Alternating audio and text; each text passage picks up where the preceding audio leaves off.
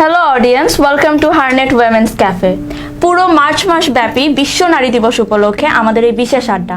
আমি আছি আপনাদের সাথে রিজদান এবং আমার সাথে আছে মেজবা শাফি। ধন্যবাদ রিজদান। আজকেও আমাদের সঙ্গে আছে একজন নারী অতিথি। আজকে আমাদের সঙ্গে আছেন Sangeeta Khan, the treasurer of BWCCI। Welcome to our show আপু। ধন্যবাদ আমাকে আমন্ত্রণ জানাবার জন্য এই আড্ডাতে। ধন্যবাদ আপু, কেমন আছেন? ভালো আছি, তোমরা সবাই কেমন আছো? আমরা ভালো আছি আলহামদুলিল্লাহ। আপনার এই পথ চলা বা BWCCI তে আসার গল্প যদি আমাদের সাথে শেয়ার করতেন। ওয়েল, BWCCI হচ্ছে একটা চেম্বার। আমি আগে একটু BWCCI অনেক চিনবে না। BWCCI শর্ট করে যেহেতু বলেছো, Bangladesh women chamber of commerce and industry. এটা মহিলাদের একটা চেম্বার, যেটা কিনা 2000 সালে প্রতিষ্ঠিত হয়েছিল। দ্য ফার্স্ট চেম্বার, বাংলাদেশের প্রথম মহিলাদের চেম্বার, যেখানে আমরা সবাই নারী উদ্যোক্তা। এখানে মেইন কাজ আমাদের হচ্ছে নারী উদ্যোক্তাদের সহায়তা করা বা নারী উদ্যোক্তা তৈরি করা, ওদেরকে ট্রেনিং দিই, অনেক কাজ করি আমরা। আমি এখন একজন নারী উদ্যোক্তা, ছোটোখাটো একজন নারী উদ্যোক্তা। আমি চেম্বারে এসেছি 2012 থেকে আমি চেম্বারের সাথে আছি। আমি কিন্তু একজন চাকরিজীবী ছিলাম, একেবারেই কর্মজীবী মহিলা ছিলাম। হ্যাঁ, তখন মাস্টার্স পরীক্ষার পরেই আমি সিঙ্গাপুর এয়ারলাইন্সে জয়েন করেছিলাম। That was my first and last job actually. আমি তারপর আর কোনো চাকরি করিনি। টাইম আউট বলে একটা ক্যাফে আছে, ওখানে কো পার্টনার আমি। তাছাড়া আমি ডিভাইন বিউটি লাউঞ্জ বলে একটা স্যালন আছে, স্যালনের আমি ম্যানেজিং পার্টনার। সো যখন আমি কাজ করছিলাম, ওই আমার টাইম আউটে যে যারা পার্টনার আছে আমার, ওরা তখন অলরেডি টাইম আউটটা ছিল, কিছুদিন বন্ধ ছিল, এক বছর চালাবার পরে একটু বন্ধ রেখেছিল। তখন আমি বললাম যে আমিও তোমাদের সাথে আসতে চাই। সেটা 2005। সো 2005-এ আমার অ্যাকচুয়ালি পথ শুরু হওয়া ব্যবসাতে। আর আমার চাকরি জীবন অলমোস্ট 20 ইয়ার্স একই জায়গায়, একই প্রতিষ্ঠানে। সো 2005-এ যখন শুরু করি আমরা টাইম আউটটা, তখন আমি আমার 2008-এর দিকে আমি ছেড়ে দিই চাকরিটা। এইভাবে ব্যবসা যখন আসি, তখন মনে হলো যে আমার যে পার্টনার, যে আমার টাইম আউটের সাথে আছে, ও আমাকে বললো তুমি, সে তখন থেকে চেম্বারে ছিল, তখন আমি চেম্বারে ছিলাম না। ও বললো চেম্বারে আসো, জয়েন করো। তখন থেকে আমার চেম্বারে আসা। যখন একবার চেম্বারে আসলাম, চেম্বারটা মনে হলো একটা প্ল্যাটফর্ম পেয়ে গেলাম, শক্তি হয়ে গেছে গায়ে। তো it has really help me to grow actually. তখন আমি এই যে অন্য ভেঞ্চারে গেলাম। আমি কিন্তু এখনো আছি, একটা ট্রাভেল এজেন্সির ডিরেক্টর হিসেবে আছি। One of the top travel agency Bangladesh, ঢাকার রিজেন্সি ট্রাভেলস লিমিটেড, ওটা ওয়ান অফ দ্য ডিরেক্টর আমি। ওই সময়টাই করতে করতে আমি ঢুকলাম আর কি চেম্বারে। This is the journey of coming to that chamber আর কি। সো এই যে এত বছর জার্নি, 20 বছর চাকরি, তারপরে এই যে আপনি আবার ব্যবসার সঙ্গে জড়িত, এত কিছুর মধ্যে, এত ব্যস্ততার মধ্যে কিভাবে নিজেকে এত ফিট অ্যান্ড রিল্যাক্স রাখছেন? সবকিছু মাথার ভিতরে ফিট আছে কিনা যাই না, তবে হ্যাঁ, আমি নিজেকে খুব ভালোবাসি। সবাইকে ভালোবাসতেও বলি। নিজেকে যখন তুমি ভালোবাসবে না, তখন তুমি নিজেই ফিট চেষ্টা করবে ভালো থাকার জন্য। আর কাজের মধ্যে থাকলে এমনি তুমি কাজের মধ্যে যখন থাকো, তুমি ভালো থাকবে। So if you do the routine work না, তখন এটা একটা if you do the routine, it will go routine as per routine. এটা খুব কঠিন কিছু না, কিন্তু মাঝে মাঝে রুটিন ব্রেক করার খুবই ইচ্ছা হয়। আপনার কি এরকম কিছু হয়েছে? করতে ইচ্ছা করে, খুব বোর হয়ে যায় যখন। খুবই করি, একদম করি না যে সবসময় কি কাজ করতে ভালো লাগে কারো। নাতি নিয়েও বের হয়ে যায়। এখন এই বয়সে এসে না, আসলে বন্ধুদের সাথে আড্ডা মারতে খুব ভালো লাগে, স্কুল ফ্রেন্ডদের সাথে আড্ডা মারতে খুব ভালো লাগে। সেই স্কুল জীবনে ফিরে যাই, ওদেরকে নিয়ে বের হয়ে যাই কোথাও, আড্ডা মারি, খাই, হয়েছে করি, এভাবে সময়টা বের করে নেই। বাট কাজ আছে, কাজের জায়গায়।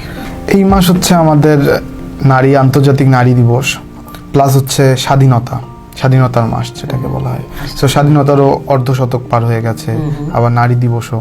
সো আপনার কাছে কি মনে হয় যে আপনি তো আগের নারীদের স্বাধীনতা দেখেছেন, যে এখনকার নারীরও স্বাধীনতা দেখছেন, সো আমরা কি আগের থেকে অনেক এগিয়েছি না এখনো ওই আগের জায়গায় আছি? না, আমি বলবো আমরা অনেক এগিয়েছি। আমি কিন্তু একটা কথা বলি, আমার মার কথাটা এখন এই সময়টা বলা আমি মনে করছি, বলতে ইচ্ছা করছে আমার মাও কিন্তু কর্মজীবী ছিলেন। আমার মা একজন সাংবাদিক ছিলেন। উনি কবি খালেদা দেব চৌধুরী, যাকে সবাই চেনেন, বাংলা একাডেমি পুরস্কার পাওয়া। সো উনি কিন্তু একজন সাহসী নারী ছিলেন। উনি নানান আন্দোলনের সাথে জড়িত ছিলেন, একেবারে খাস আওয়ামী লীগ যাকে বলে। আমার আম্মার রুমে সবসময় বঙ্গবন্ধু শেখ মুজিবুর রহমানের ছবি থাকতো আর লেনিনের ছবি থাকতো। ওই সময়ও ছিল, আমার মা তখন চাকরি করতেন, আমার মা আমাকে পেটে নিয়েও চাকরি করতেন, অফিসে দৌড়াতেন। সো ওই সময় একটা ধরনের কাজে দৌড়াতো মানুষ, কাজ করতো। এবং ওই সময় কিন্তু শিক্ষিত মহিলা প্রচুর ছিল, তারা কাজ করেছে। তবে ওই সময় ব্যারিয়ার অনেক ছিল। তবে আমি বলবো অনেক অনেক চেঞ্জ হয়েছে। আগে যেগুলি করতে পারতো না অনেক মহিলারা, মেয়েরা, তা এখন অনেকেই করতে পারছে। অনেক চেঞ্জ হয়েছে। আপনি 20 বছর চাকরি জীবনে ছিলেন বলেছেন, এখন ব্যবসাতে আছেন, তো সেখানে কোনো নারী পুরুষের বৈষম্যের শিকার হয়েছেন, বা যদি হয়ে থাকেন একটু আমাদের সাথে যদি শেয়ার করতেন। একদম যে হইনি তা না, কারণ আমরা মেয়েদেরকে মনে করে রাখি যে একে দিয়ে হবে না, এটা আগেই বলা হয়। হবে না, কি করবে, সঙ্গীতা কিছু করতে পারবে না। সো এগুলি শুনেছি আমি সিঙ্গাপুর এয়ারলাইন্সে যখন আমি কাজ করতাম। আমার খুব ভালোবাসার জায়গায় সিঙ্গাপুর এয়ারলাইন্স, আমার বেস্ট সময় কেটেছে ওখানে, আমার প্রথম চাকরি জীবনে। বাট আমাকে অনেক কিছু দিয়েছে, অনেক কিছু শিখিয়েছে। কিন্তু বৈষম্য যেটা বললে, যখন আমি আমাদের সিঙ্গাপুর এয়ারলাইন্সে আমাদের কাজ ছিল, আমি কিন্তু ফ্লাই করতাম না। অনেকে ভাবে যে আমি এয়ার হোস্টেস ছিলাম, I was not the air hostess, কারণ বাংলাদেশ থেকে কোনো এয়ার হোস্টেস না হতো না। আমার কাজ ছিল গ্রাউন্ডে, অফিস ওয়ার্ক করতাম, ডেস্ক জব। সো যেটা আমাদের করতে হতো, প্রত্যেক দিন আমাদের ফ্লাইট পাঠাতে হতো, তারপর আমাদের মিটিং এ বসতে হতো যে ফ্লাইট কেমন কেন লাগলো। তো ওই সময় আমাকে শুনতে হয়েছিল, শুনতে পারবে না ফ্লাইট করতে, কি করবে ও, কুচি করতে পারবে না ফ্লাইটে। কয়েকজন আমার ছেলে কালিকরা বলেছিল এটা, ওটা বলে ভালোই করেছে এক সেন্সে। ওটা বলাতে আমার ভিতরে ওই জিতটা এসছে, ওই স্প্রিয়াটা যাচ্ছে। কেন আমি করতে পারবো না, কেন পারবো না আমি, এন্ড আই প্রুভড মাইসেলফ। এমন একটা সময় ছিল, আলহামদুলিল্লাহ, আমি প্রাউডলি এটা বলবো যে ও সঙ্গীতা মানে সিঙ্গাপুর এয়ারলাইন্সের সঙ্গীতা, এইভাবে আমাকে মনে করতো। এতক্ষণ আমরা অনেক সিরিয়াস আলোচনা করলাম, এবার আমরা কিছু মজাদার গেম কুইজ খেলবো।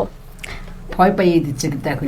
না, ইটস আ ফান গেম, আপনি এনজয় করবেন, হোপ সো। সো আমাদের ফার্স্ট সেশন হচ্ছে র্যাপিড ফায়ার সেশন, এটি কন্ডাক্ট করবে মেজবা শাফি।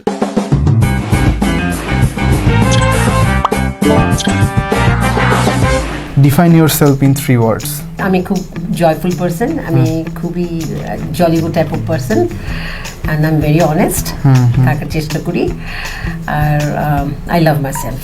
কি কি কারণে রাগ ওঠে, 2টা কারণ বলেন। রাগ উঠে যখন কেউ কিছু বুঝতে চেষ্টা করে না, কেন বুঝতে পারছো না তুই, বুঝাচ্ছি এটা। আর রাগ উঠে হচ্ছে মানুষ যখন অস্বীকার করে, কিন্তু কোনো কিছু বলার পর যখন অস্বীকার করে আমি এটা বলিনি, মিথ্যা কথা বলি, খুব প্রচন্ড রাগ উঠে তখন আমার। সমুদ্র নাকি পাহাড়? সমুদ্র। আপনাকে লাস্ট আপনার হাজবেন্ড কি সারপ্রাইজ দিয়েছিল? আমার বার্থডে পার্টি করেছিল, বার্থডে পার্টি সারপ্রাইজ দিয়েছিল। আর আপনি আপনাকে মানে নিজেকে কি কারণে স্মরণীয় করে রাখতে চান? আমরা তো সবাই চলেই যাব, আমাদের কর্মটাই থেকে যাবে, আমাদের ব্যবহারটা থেকে যাবে। সো আমি এভাবে সবাই আমাকে, আমি চাই মনে রাখুক আমাকে যে একটা হাসি খুশি মানুষ ছিল। আমাকে এভাবে মনে রাখুক যে উনি হইচই করতেন, ফুর্তি করতে পছন্দ করতেন, আমি ভালোবাসতেন, এভাবে স্মরণীয় করে রাখতে চাই। এখন আমাদের হুইসপার চ্যালেঞ্জ, এটা শেষ।